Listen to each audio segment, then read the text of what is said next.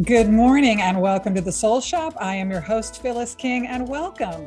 Today, my guest is Kevin Hancock, and he has the book you see on the screen, The Seventh Power. But I came across him many years ago when his book, Not for Sale, Finding Peace in the Land of Crazy Horse, if I'm getting that correctly. And I was really fascinated by his personal journey, which took him to the Pine Ridge Reservation, to the Lakota Indians. And I'm going to let him tell much more of the story, but it was so fascinating to me, I had to learn more.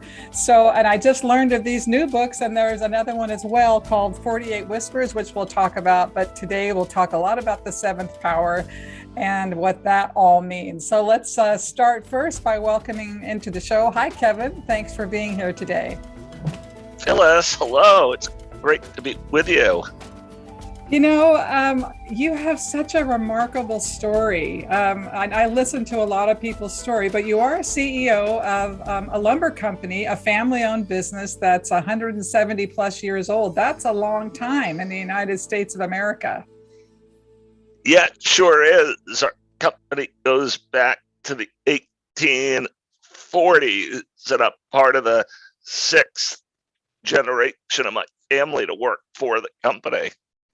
That's incredible. And I was reading in your book, The Seventh Power, that I guess you were an English and history teacher, and then your father passed from lymphoma and you were catapulted into the business. Is that what happened?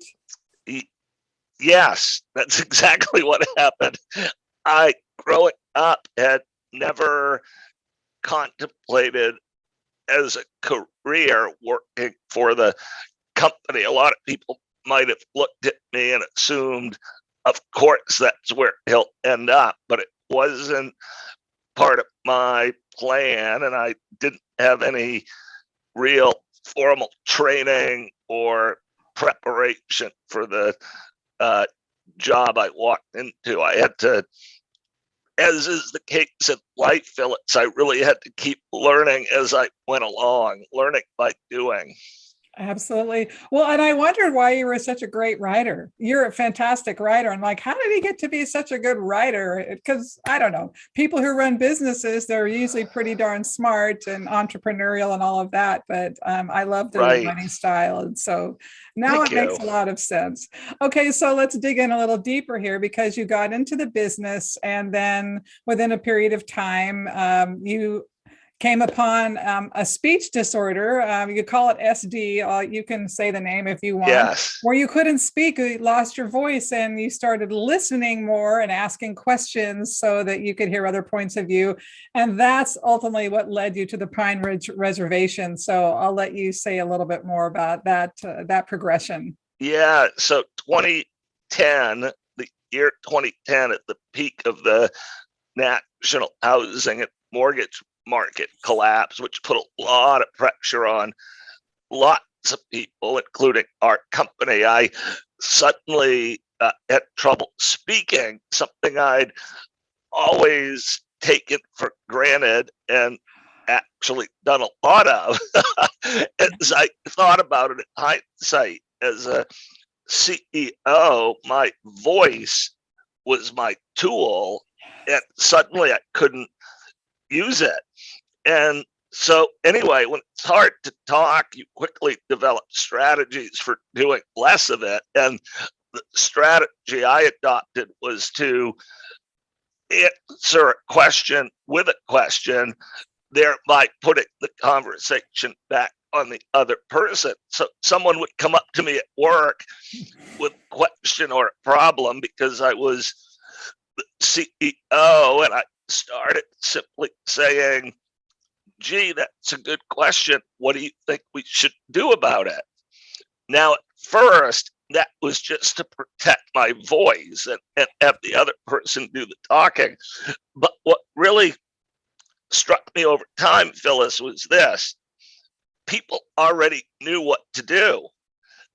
They already had a great sense of what to do, and they didn't really actually need a CEO-centric or top-down directive. What they really needed was the encouragement and the safety to trust their own true voice. And that's what started to get me thinking really differently about leadership. And essentially, at time, I started to see my own voice limitation as an invitation to strengthen the voices of others, to give other people a stronger voice, which is since to me how I come to think about the meaning of leadership. To me, in the 21st century, leaders, real leaders, make other people's voices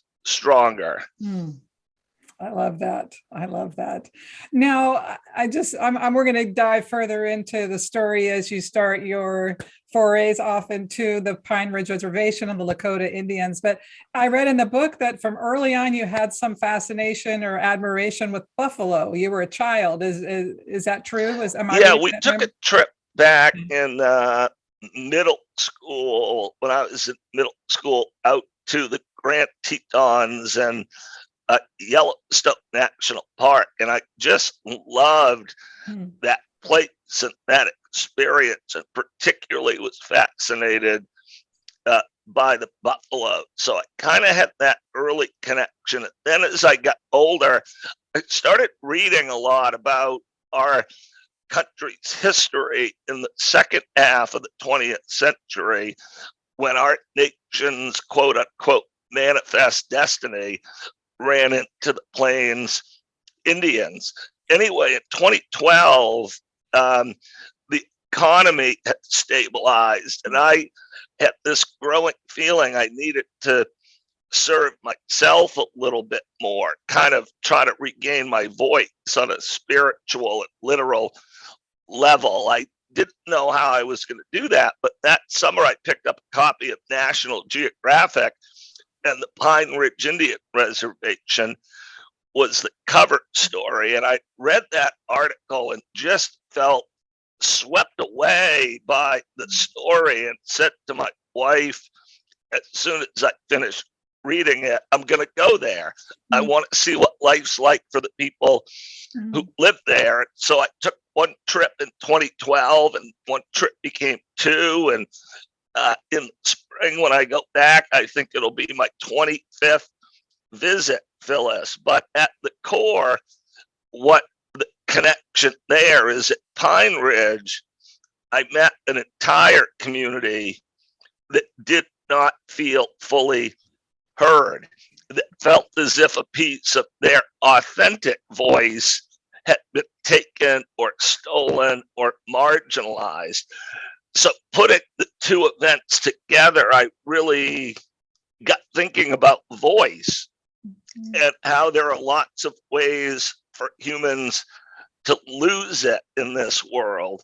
And that, unfortunately, leaders throughout history had probably done more to control and direct the voices of others than to liberate them. And then I had a bit of an epiphany that maybe my own voice condition was an invitation to lead in a very different way, in a way that strengthened the voices of others and dispersed power instead of collected it. Well, yeah. And that, of course, is what the book is about. Correct. The seventh power, which is very in depth about the process and stories, and it really helps us understand your process and how you came to these awareness. But the seventh power is us, apparently. Yeah. So I picked up that concept at Pine Ridge. I was sitting one day early on with someone who was teaching me about the Lakota medicine wheel, which is their most sacred symbol. And around the outside of the wheel represents what they talk about as the 6 great external powers: the west, north, east, south, sky, and earth.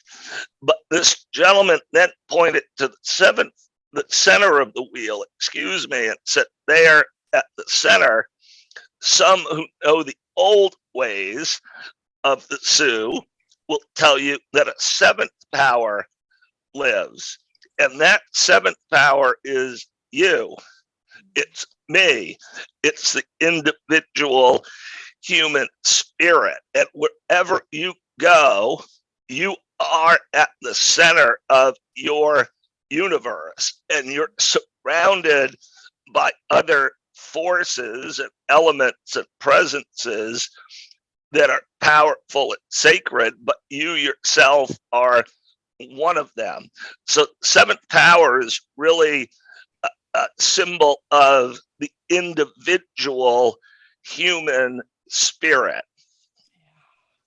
Well, I love all of this. And a Native American, I mean, when we say that in a broad term, there are different tribes, but their relationship to the earth and not being wasteful, and that we are part of the system, that we're not separate from the system. I think that's what's so beautiful. Yes, it's so that really struck me too, Phyllis. The Sioux or the Lakota use the phrase "mitakie oi asen," and translated, it means all things are one thing, or we're all relatives, or we're all related. And the point there is that separateness is an illusion. And even scientifically or spiritually, this makes sense. The idea is that everything that exists is all comprised of the same stardust.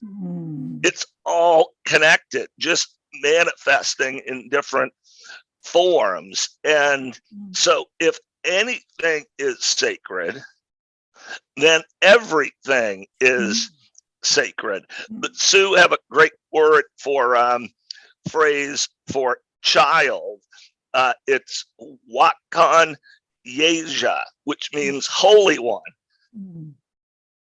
And if every child is sacred, then every adult is sacred. We don't lose our sacredness. And I've become really endeared by the idea of modern organizations, including businesses, being places that honor, not thwart, that sacred nature of the individual human spirit.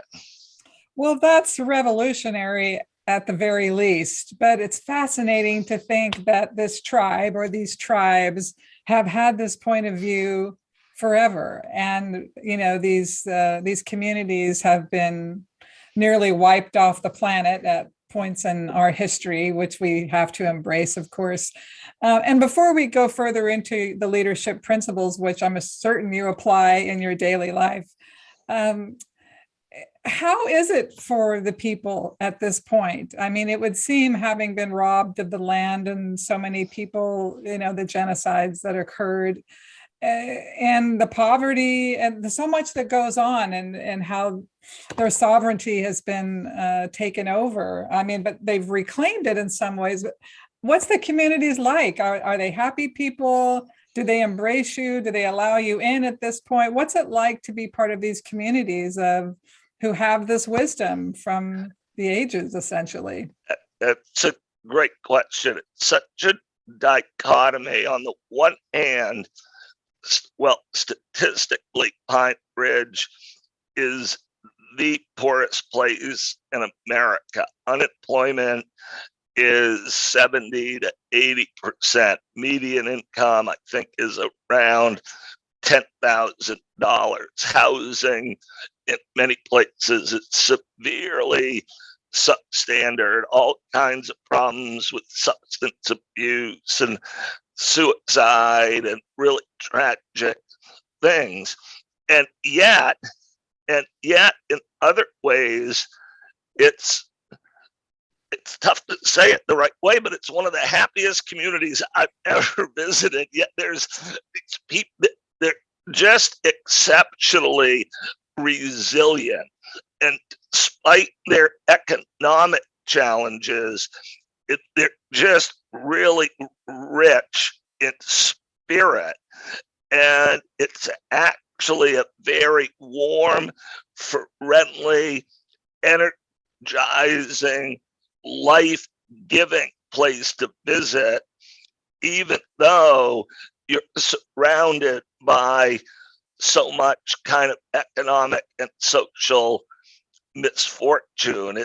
It's a microcosm of planet Earth, really with blown up and magnified, and that's part of what fascinates me about the place. Now, if I'm recalling correctly from the book, the tribes were taken over by organization bureaucracy, essentially, and that's part of the downfall and why they have some of these economic challenges, because in the past they were able to make use of the land and sustain their lives, but we came in and essentially rewrote their stories.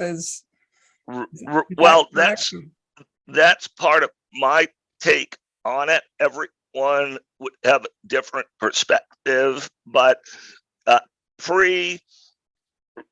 before the reservation era, their communal structure was highly decentralized, and the seventh power ruled. No one was appointed leader. You followed someone if you respected them and their values and their decision making, but you only followed them as long as it served you.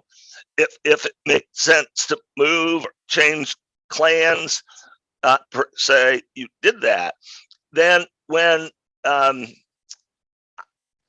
reservation era began, the American government imposed a very bureaucratic, top-down, centralized, polar opposite structure under which they've really struggled economically. And even in the 60s, when those reservations were given a great bit of autonomy, all that ended up happening was they ended up running the same systems that were imposed upon them.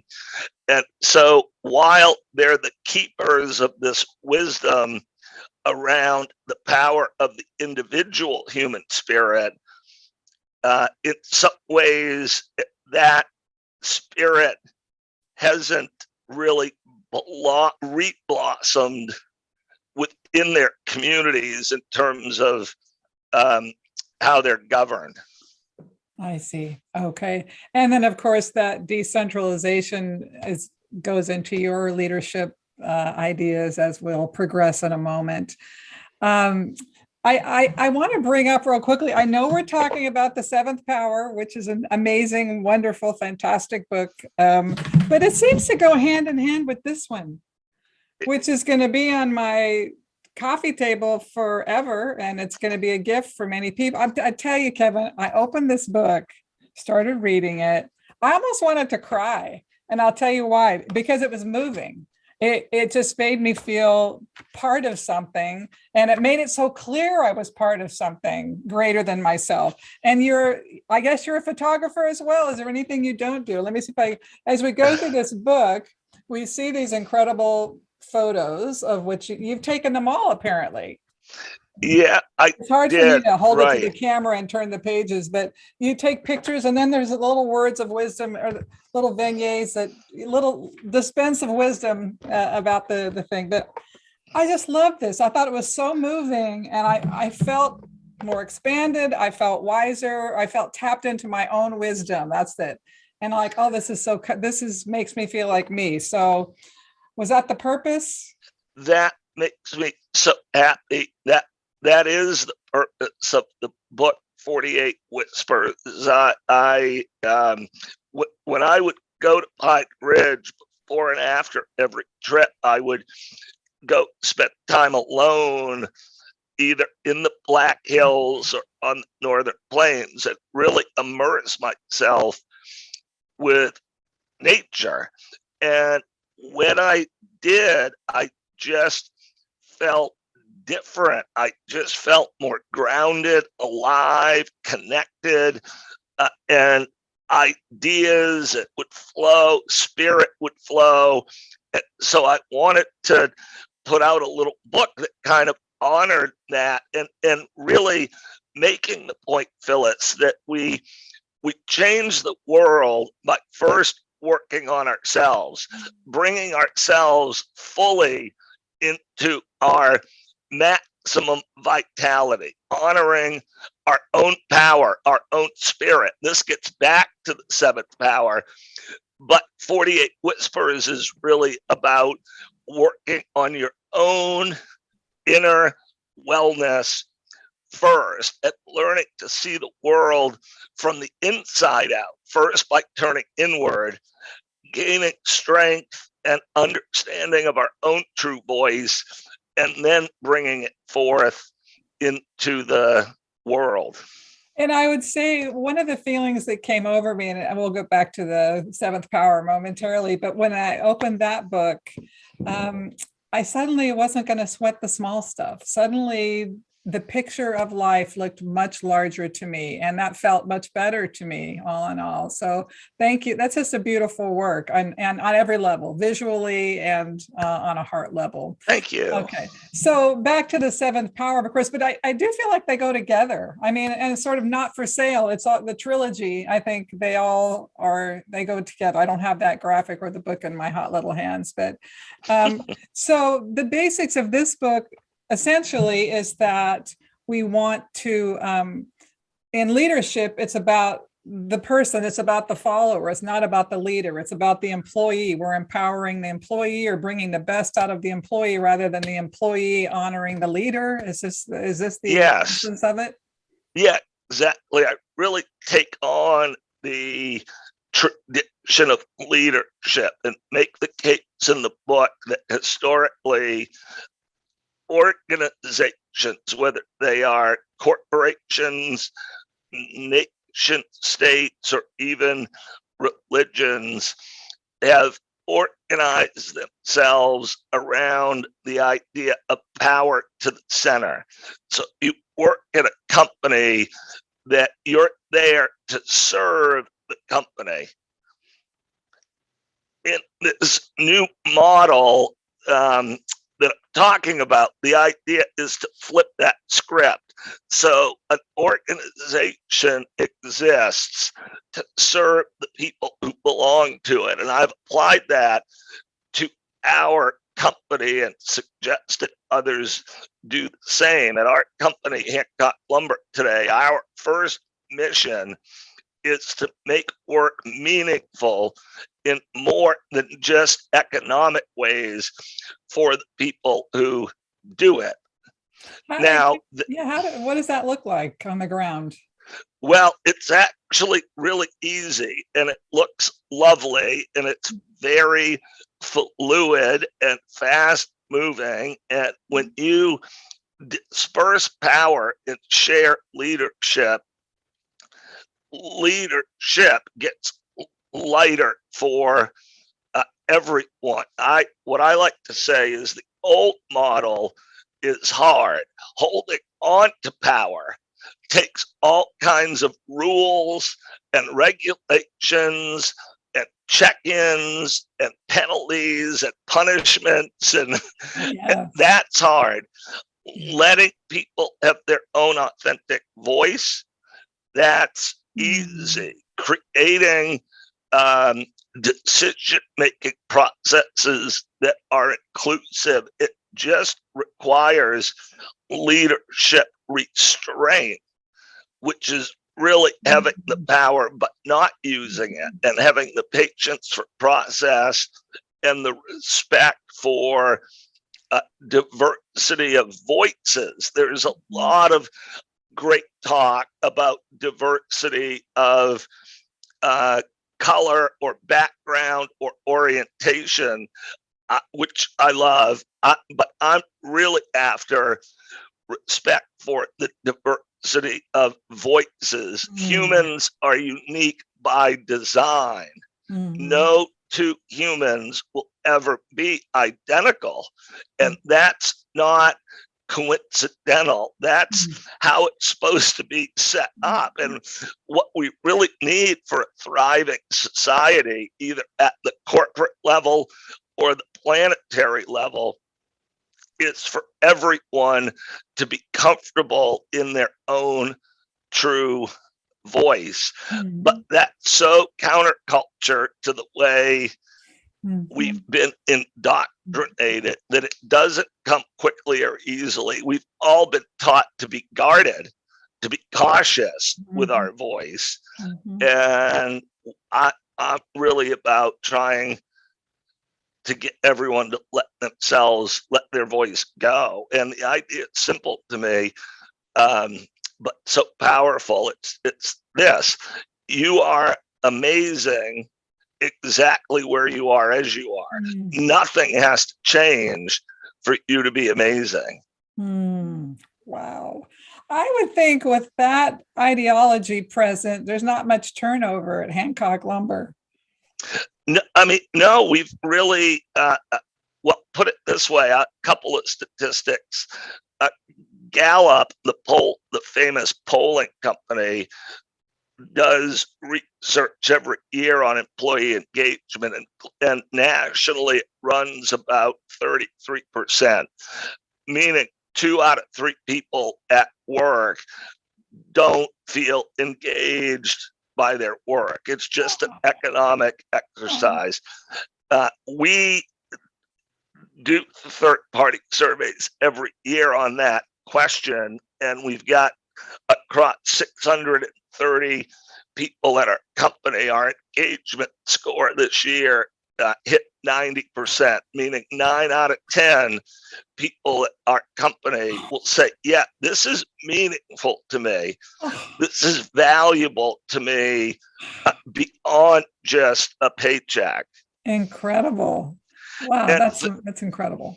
Right. And so obviously that will have a huge impact on corporate performance, but it's really important to qualify that. That's not why I'm after that. I'm after engagement at work because these are human beings who devote a large percentage of their life to their job. And what a waste it would be for that not to be meaningful. When you make it meaningful as an outcome, corporate performance can take off. But you've got to have the right purpose behind it. It's not for the sake of the company. It's for the sake of the people who work there. And corporate performance becomes the outcome of a higher calling. I think in the 21st century, every corporation should have the same mission. It's to advance humanity. And when you think about how humanity is advanced, it's only advanced one human at a time. And if you're going to advance humanity through adults, you need to do it where adults hang out, and a large percentage of them hang out at work. And it just so happens it will improve the performance of companies, but only if you're really sincere about what you're after, which is helping people enrich their lives for that sake alone. Well, that is so beautiful and fascinating, but I think it takes a lot of courage because it is going counterculture. And maybe you already had a proclivity toward that mindset, but it seemed like your speaking disorder really prompted you to take this personal journey, which really opened up all these these ideas became more entrenched in your thinking. I love it. I personally love it so much, and I wish people would follow that model. So I think it would be fun to go over, I have to get my glasses for this one. When I reflected on the entire journey, 7 lessons crystallized, and then 1, great people are everywhere. Yes. So that might be my favorite right there. When I started at Hancock Lumber over 30 years ago, we had sweatshirts that said, "Our people make the difference." It's kind of a common phrase, but I've come to believe that's not true. I believe great people are everywhere. Culture makes the difference. And I think history plays this out over and over again. Look, for example, at Germany divided after World War II. That country was arbitrarily divided in a line between East and West. West Germany, which really thrived on the power of the individual human spirit, versus East Germany, which was a totalitarian power to the center model. West Germany became an economic engine that propelled the world forward. East Germany hung on under machine gun turrets and guard towers until it collapsed under its own weight. But does anybody really think that the difference between the two countries was that all the quote unquote best Germans happened to be on the west side of that line? Of course not. The entire two Germanys were filled with amazing people. It was the leadership culture that made the difference. Same's true of North Korea and South Korea today. I think the South Korean economy is like 45 times larger than the North Korean economy. But you wouldn't say that's because all the best Koreans ended up south of that line. There are amazing people on both sides of that line. So I really think we've got that wrong. Everybody's amazing, but the culture of the community either celebrates the human spirit, the seventh power, or it thwarts it.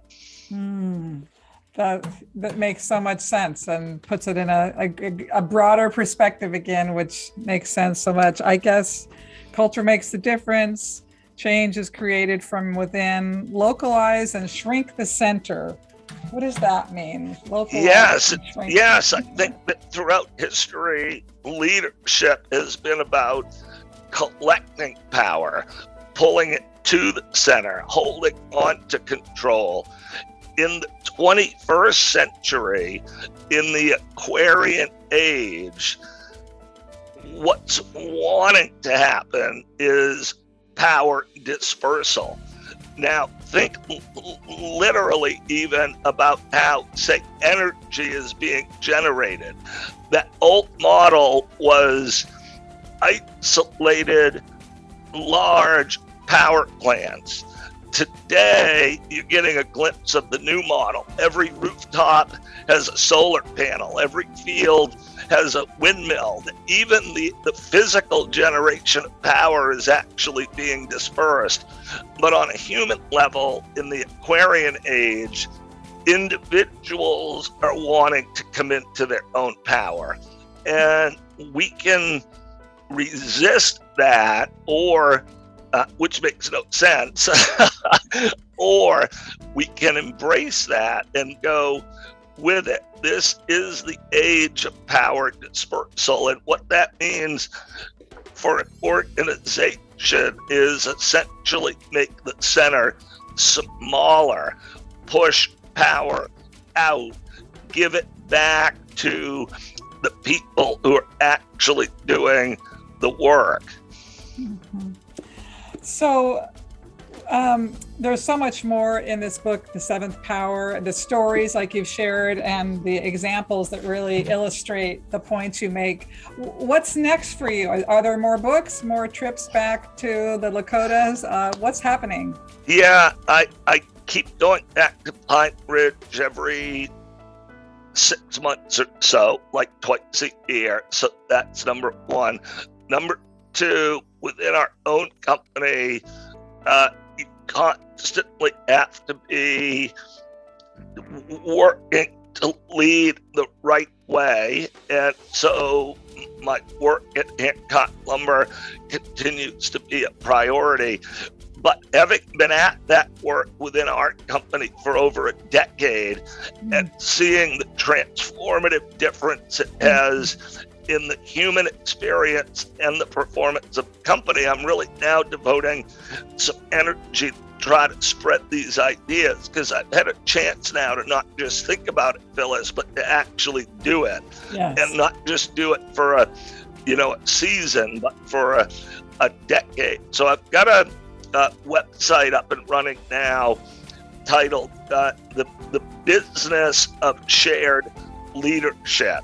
And on that site are all kinds of resources around the subjects we're discussing. And I'm really just trying to make myself available to be where there's interest in this type of inverted leadership model, and where people are interested in strengthening the voices of others, whether that's in a reservation community like Pine Ridge or a corporate setting like Hancock Lumber. Anywhere there's an interest in helping people honor their authentic voice, like you and your work and your show, I'm interested in being there. I love it. So the website is, say the website one more time. Yeah, it's the Business of Shared Leadership, www.thebusinessofsharedleadership.com. Well, the book we've been talking about today is, of course, The Seventh Power by Kevin Hancock, and its partner, 48 Whispers. And if you get a chance, Not for Sale, Finding Peace in the Land of Crazy Horse. Are those all on the website as well? They are, yes. Well, they're all fantastic reads, and I'm really grateful for your contributions and all the effort you've put into your own self-discovery and helping us understand these principles. Kevin Hancock, thank you so much for being here today. It was a pleasure. Thank you, Phyllis.